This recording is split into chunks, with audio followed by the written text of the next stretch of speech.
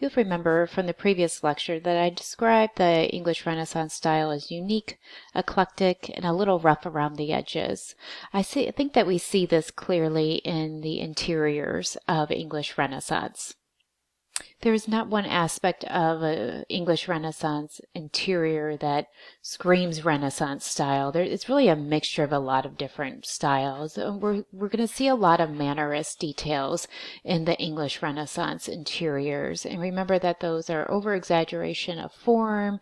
And sometimes what that can come out as is it looks almost like they deliberately try to confuse the scale of certain objects. And so when we look at interiors in the English Renaissance style, we'll see sometimes fireplaces. They seem too large for the space, or some architectural details will seem too heavy for the height of the ceiling. So just keep that in mind as we look at some of the English Renaissance interiors. So because they're pulling from a lot of different countries for style influence, we end up with a very eclectic space. And so many times we see this as lack of unity. And what I mean by that is that there's not a unifying design style within one interior. When we look at the individual design styles for English Renaissance and Tudor style, it's going to be largely medieval. It's going to be somber, and there's going to be some classical details. It's going to very much remind you of kind of late Middle Ages design style. The Elizabethan style is going to be very exuberant, brilliant colors. Every surface is going to be decorated. And we have some of those classical mannerist details that are much more evident. And then in the Jacobean style, we continue to see the Elizabethan exuberant mannerism styles, but then we see this refined style from Inigo Jones. And remember what I said about the styles and how they build. As we move from Tudor to Elizabethan to Jacobean, we're going to see more decoration, more ornamentation as we move through the styles. This is Hardwick Hall in Derbyshire, England, and this is, remember I showed you the exterior of this building. This is Elizabethan style architecture. And remember, it had this beautiful large windows on the front of the building, and you can see the impact of that, the windows, and how that brings in so much natural light into this long gallery hall. Fireplaces, remember in the medieval Great Hall, they were originally in the center, and as we move through the English Renaissance, they move to an exterior wall.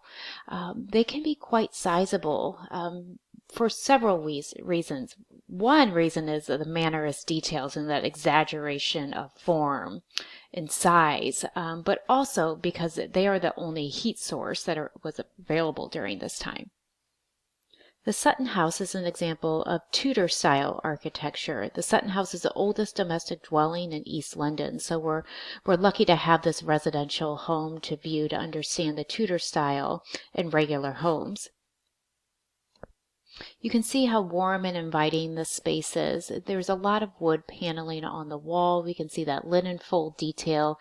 We also see how the fireplace, again, is very large in scale for the size of the room. And we also see the emphasis of using natural light to bring lighting into the space. But that fireplace is really going to be that central focus of many interior spaces in any English Renaissance style. Pargework is a ceiling detail that we would see in English Renaissance. It's molded plasters, and it's usually done in very elaborate designs. So this is an example of pargework here. A few other interior details that we will see in many of the English Renaissance style homes is wainscoting on the wall, so that wood paneling look on the wall. We also have floors would be made out of wood or flagstone material. Furniture is usually always made out of wood, and we will look at a few of these furniture pieces later on when we discuss the furniture styles in detail. And again, we have the fireplace, which is the main focus of the room and very large. This is an example of strapwork. This is a very flat, low relief pattern. You usually see it in wood, but sometimes it will be painted. And so what this is trying to resemble are leather straps, which are interlaced together. And the end result is going to give you a geometric or arabesque pattern. And so here I'm showing you a close-up view, and then I'm also showing on the right it applied to a staircase. And this is really an example of like late 16th century mannerism details. This is the interior of Whitehall Palace, and I wanted to show you this so that you could get an understanding of the evolution of the English Renaissance style, but specifically looking at the Jacobean interiors. I really feel like at this point we've moved into the application of many of the Italian Renaissance design details, especially like using columns, pilasters, pediments, brackets, and also those compartmentalized ceilings. So this design is very unique in that the ceiling is broken up into different parts and then it's painted. And that is a common thing that we will see in English Renaissance, is that we have the ceiling that is compartmentalized, but then we also have it painted. So remember that for English Renaissance. But these spaces are much more formal than the previous spaces that we viewed. And I think the reason that is because there's this focus on symmetry and focus on architectural elements in the space. Now, in contrast, we have another example of Jacobean interiors. And this is showing that what I talked about earlier is about as you move through the different styles, they become more formal, there's more decoration, more ornamentation, and the level of skill and detail increases. So this is showing another long gallery hall in Kent, England.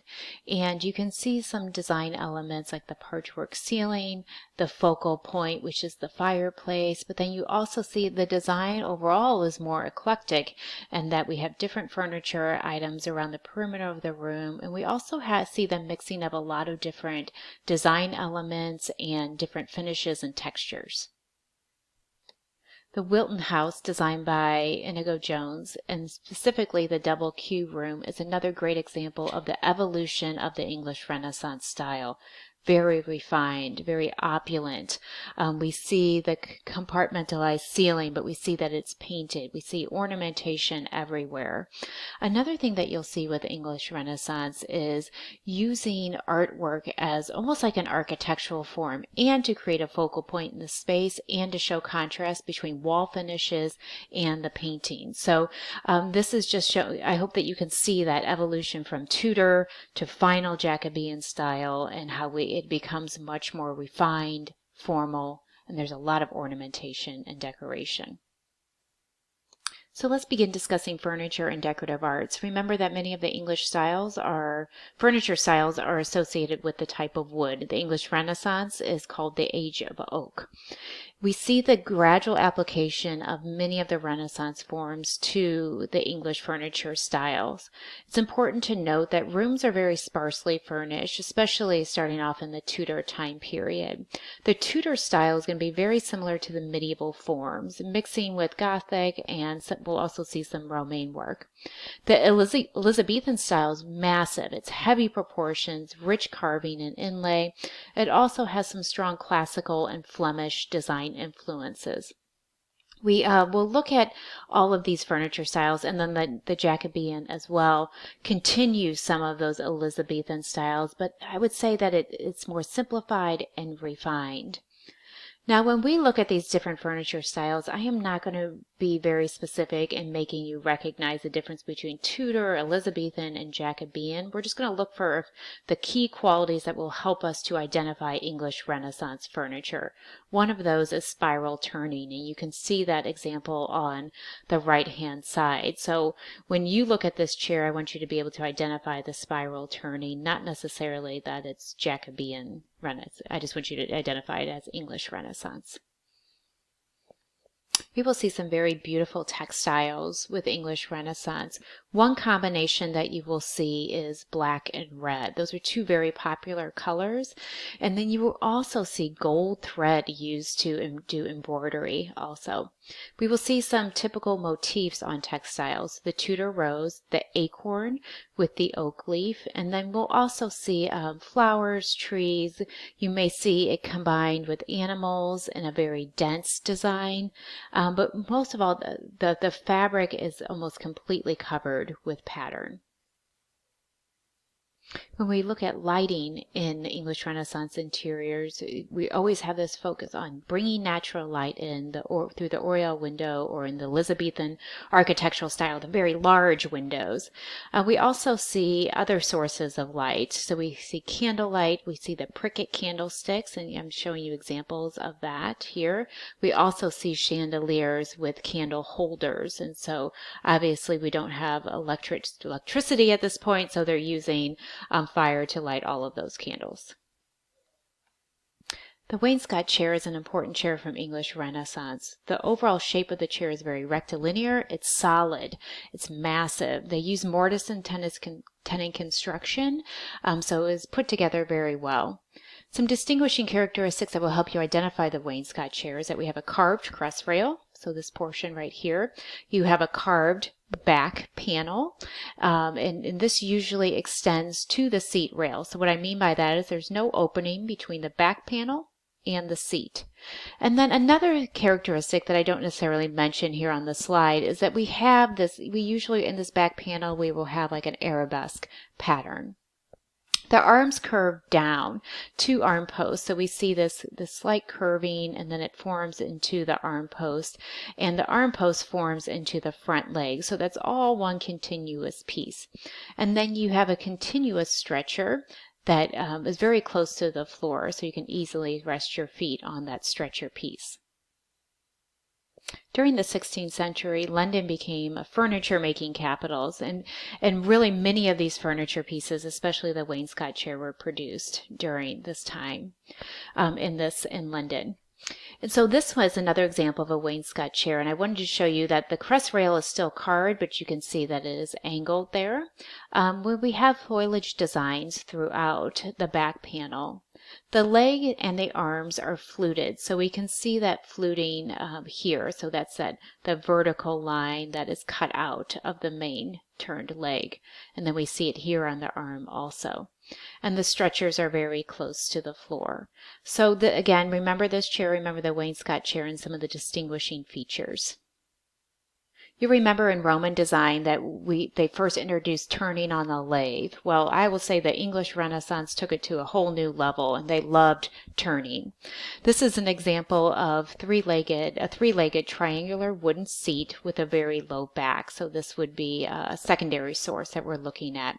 So the base of it is in a triangle form, and that forms into the seat also. Then the seat has turned uprights and turned back. So we're all seeing this all joined together through spindles. So you can see that this is turned, and then we have these back spindle areas that are connecting to that main back splat area. And I wasn't kidding. Look at the English Renaissance elaborately turned chairs. So they, again, really took it to a whole nother level. And so when you have not seen anything like this in Italian, French, or Spanish Renaissance. So this would be another distinguishing feature of the English Renaissance style, is this heavy turning. This is the Glastonbury chair, and this was named after a town in southwest England. And it was originally built for John Thorne, who was a monk. And it is how we distinguish the Glastonbury chair from other chairs is that it's a carved folding oak armchair, so that this chair can be folded up. It's made with planks, so that means one piece of wood. So we have this wood plank seat going into the wood plank back, and those are held together by wooden pins. the back is sometimes carved, and I would say it's usually carved more than not carved, although I'm showing you an example of it not carved in the upper right. Their arms are hinged and they're shaped to support elbows so that someone could sit with their arms kind of sideways out. So think about how you sit in your task chair now in the classroom or at home, and how your elbows are kind of facing out away from your body. So it's very similar to that. We also, in this beautiful design on the left, we will see some motifs that are common with English Renaissance and other Renaissance styles. We have the carved lozenge with a half sunflower inside, and then it's surrounded by a rounded arch. And then around that rounded arch, we have the guilloche design. This is a Yorkshire-Derbyshire chair. In this chair, we usually have no arms. It's a side chair, and it has a carved crest rail. It also has a broad, flat cross rail connecting the two back stiles, and we will often see it in this hooped or scalloped and carved with short pendants. So you can see that we have this overall design right here. So it's curved, and then we have these pendants that are kind of dropping down here. Sometimes those are referred to as drop finials. And so that adds a very unique design element that will help you identify it as that Yorkshire-Derbyshire chair. And those, another thing that's unique is that we have scrolled finials. So you can see how these are turning out, these finials are turning in. So a very unique chair. And of course we have the turned legs on the front part of the chair. As we move through the English Renaissance, we see some more influences of Italian Renaissance. This is a hall chair, but it's very similar to the scabello that we saw in Italian Renaissance. And as you look through the motifs, you're seeing the cartouche, you're seeing the shell shape on the back. And then you're seeing trestle support as well, which is another example of something that we would see in Italian Renaissance. So this is a great example of bringing in some Italian Renaissance concepts to furniture. Another Italian form that we would see are the carrule form chairs. And so remember, the carrule form is that double U-shaped base, and then sometimes looks like an X-form base connected with a stretcher piece. It was very popular during the 17th century to have this style chair. And it was another thing is that it was very comfortable to sit in because it had this heavy upholstery, and it would usually be decorated or covered in this really rich fabric.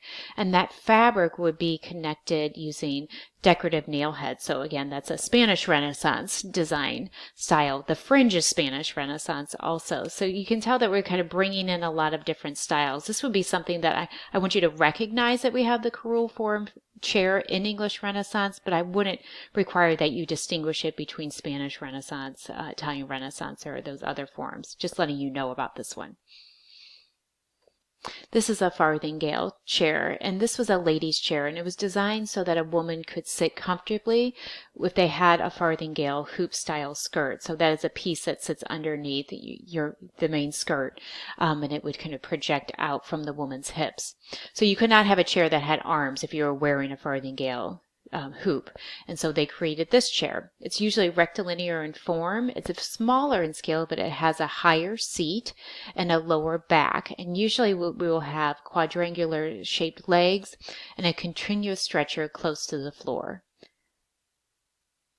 And this is showing a very beautiful farthingale chair next to an oak armchair, and just very beautiful upholstery that has strong contrast in the overall pattern. And remember, we said when we looked at textiles that we would see a lot of natural scenes. And so you can see that we're having animals mixed with different trees and plants. And then we even have a man here that seems to be walking a dog. This is probably the most well-known table form that we're going to be studying with the English Renaissance. This is called a draw table, and it's sitting next to a bench that has trestle-style support.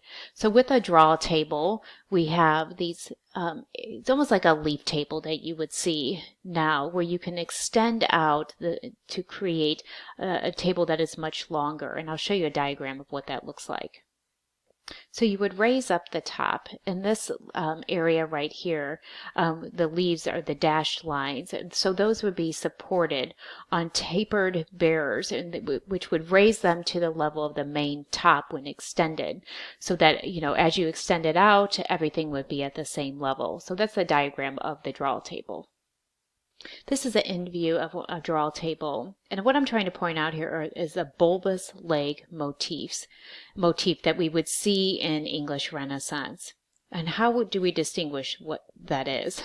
First, we have an Ionic capital, and then we would have it kind of go down further and wider at this point, and we would usually see gadrooning.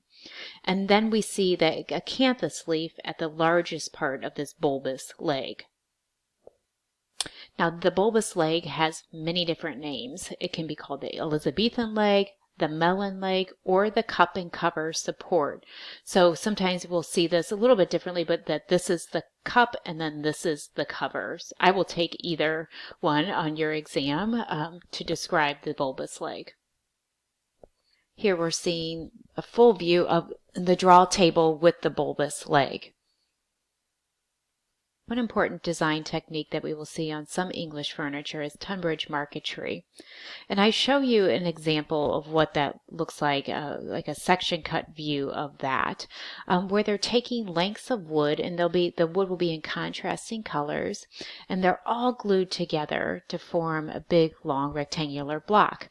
Then they cut thin slices of that block, and they are used as veneer patterns, and we will often see it in boxes.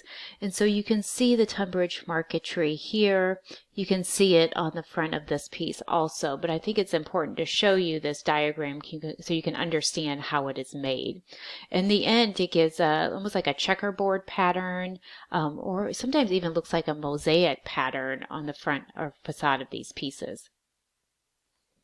One of my favorite pieces of furniture from the English Renaissance is the Sea Dog table, and this was in Hardwicke Hall.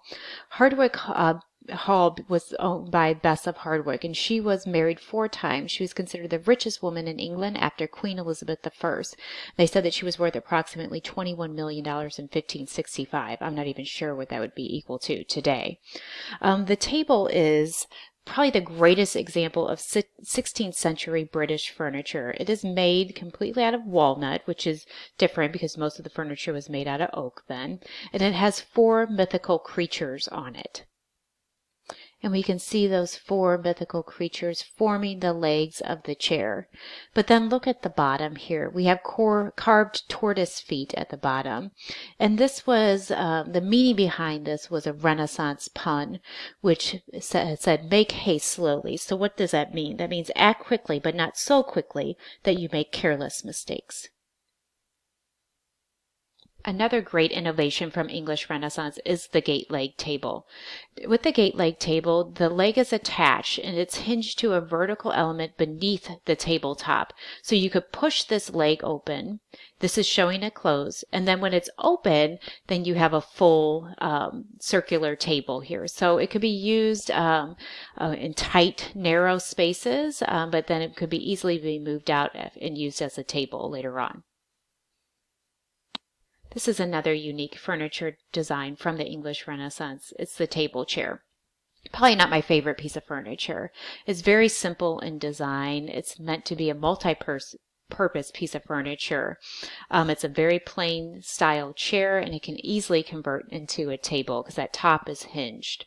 Usually we'll have some type of carved ornamentation underneath the table. This is an ombre or livery cupboard.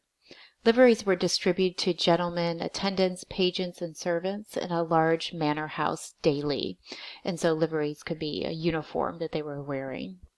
The reason I chose to show this is because it has a few of the motifs that we talked about. Around the frame, we have Tunbridge Marquetry. Here we have strapwork and an arabesque pattern.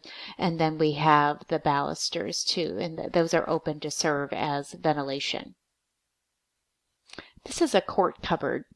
from English Renaissance. And remember, we saw the court cupboard when we were talking about the Middle Ages in England. This design is, as you can see, is much more elaborate. It has a shorter, I guess you would say overall, the piece is much shorter. It has bulbous legs, or that cup and cover leg. The center drawer, called a till, is very similar to like a removable cash drawer. And so you can see that right in here. The first version at the left has an open top and bottom. And then the second version has the top closed and the bottom open. So we see the evolution of the court cupboard and how it adds more decoration and then more closed door storage as we move through the English Renaissance. And then the other version of storage that you would see in a dining area would be a press cupboard. And this is much higher. It's a large rectilinear in form. It has closed storage at the top and the bottom. But look at some of the Italian Renaissance motifs. And we have the Roman arch on the facade of the doors here. So you can see that here, and then in the upper doors also. And then we have columns to support this upper area. So very common to see some of those classical motifs on these English Renaissance furniture pieces, especially as we move into the later part of the English Renaissance. I absolutely love English Renaissance beds. They're eclectic and they are massive in size. And you will see many of the motifs that we've discussed throughout all of the Renaissance styles applied to English Renaissance beds, and that we see many of the Italian Renaissance motifs like Roman arches, acanthus leaves, gadrooning. But then we'll also see some English Renaissance motifs like the bulbous leg or cup and cover leg.